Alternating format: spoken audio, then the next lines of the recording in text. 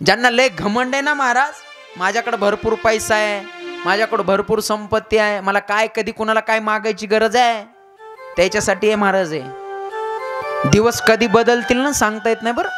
100 एकरावाला कधी 5 एकरावर येईल, वेळच लागत नाही. आणि 5 एकरावाला 100 एकराचा मालक कधी होईल सांगता येत नाही.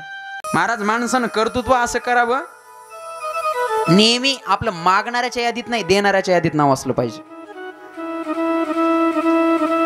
आणि आपण सुद्धा स्वतःला एवढं मोठं समजावं. ऐका, कोणी जर आपल्याकडे दान मागायला येत असेल ना, दान माणसानं दिलं पाहिजे बरं. ते म्हणसाल महाराज का? आपण स्वतःला भाग्यवान समजलं पाहिजे की अरे आपण घेणाऱ्याच्या नाही देणाऱ्याच्या यादीमध्ये आहोत.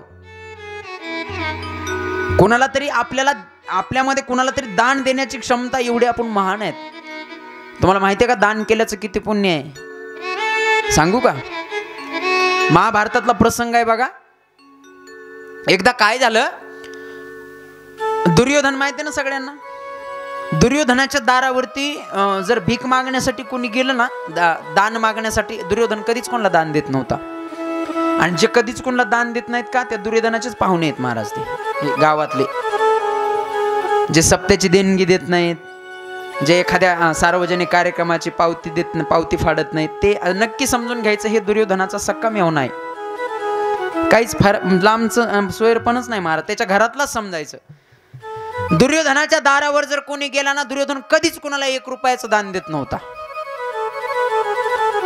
पण त्या दुर्योधनाची एक खासियत होती महाराज, दारावर जर एखादा भिकारी आला, एखादा याचक आला, स्वतः काही देत नव्हता, पण आपल्या या बोटानं समोरच्याचं घर दाखवायचा. जा म्हणायचं त्याच्या घरी, जा देते ते लय दानशूर आहे, जाय त्याच्याकडं. तशी माणसं असतात ना, आमच्या घरी नाही, पुढच्या घरी म्हणतात, त्या घरी जा. तो दुर्योधन काय करायचा, दारावर कोणी आलं, स्वतः काही दान देत नव्हता, पण समोर युधिष्ठिराचं घर होतं, दाखवायचा, जा त्या घरी. एकदा काय झालं, तो दुर्योधन वनात गेला. आणि वनात गेल्याच्या नंतर ते पहिले वनाला वणवे लागत होते बघा, आग लागत होती, वणवा पेटला. वणवा पेटल्याच्या नंतर काय झालं, तो दुर्योधन चारही बाजून आग पेटली आणि दुर्योधन मध्ये सापडला. सगळीकडून अग्नीच्या ज्वाळा जोरजोरात भडकताय. उन्हाळ्याचे दिवस आहेत, त्या अग्नीच्या ज्वाळा त्या दुर्योधनाच्या शरीराला सहन होईना.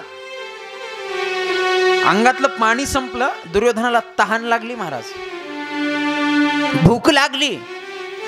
सगळीकडून आग आहे, बाहेर जाता येईना, आतमध्ये कुणी येऊ शकत नाही, पण तहान तर भयानक लागली, भूक लागली. काय करावं, काय करावं? जोर जोराने तो दुर्योधन ओरडते, अरे मला कुणीतरी पाणी द्या, रे पाणी द्या, मला कुणीतरी जेवण द्या. विचार करण्यासारखी गोष्ट आहे महाराज.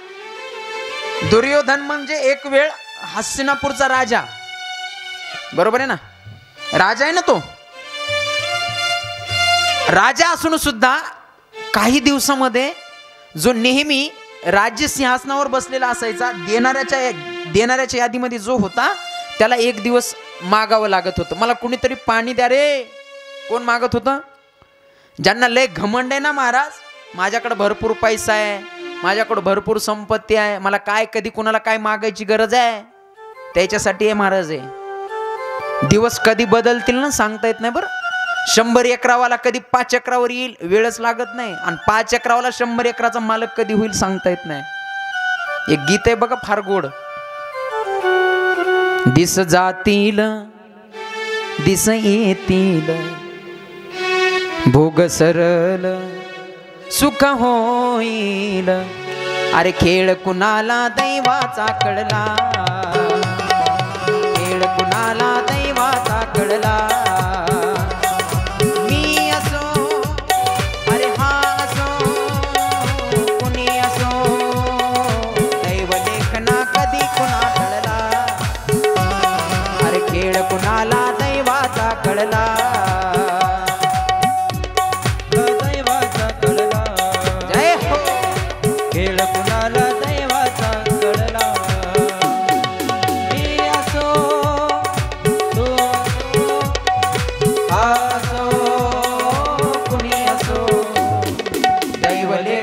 कधी कुणा कळला, अरे खेळ कुणाला दैवाचा कळला.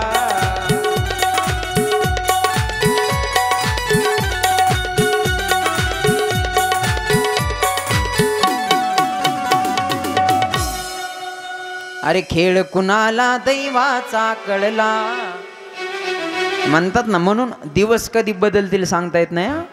दुर्योधन राजा होता राजा, पण वेळ काय आली हो, पाणी मागतोय, कुणीतरी पाणी द्या हो, पाणी द्या म्हणतोय. तेवढ्यामध्ये जगाच्या मालकानं श्रीकृष्ण परमात्म्यानं एका गुराख्याचं रूप घेतलं आणि तिथं आले वनामध्ये. दुर्योधन जोर जोराने आवडतोय, अहो पाणी द्या, कुणीतरी तहान लागली, मला पाणी द्या.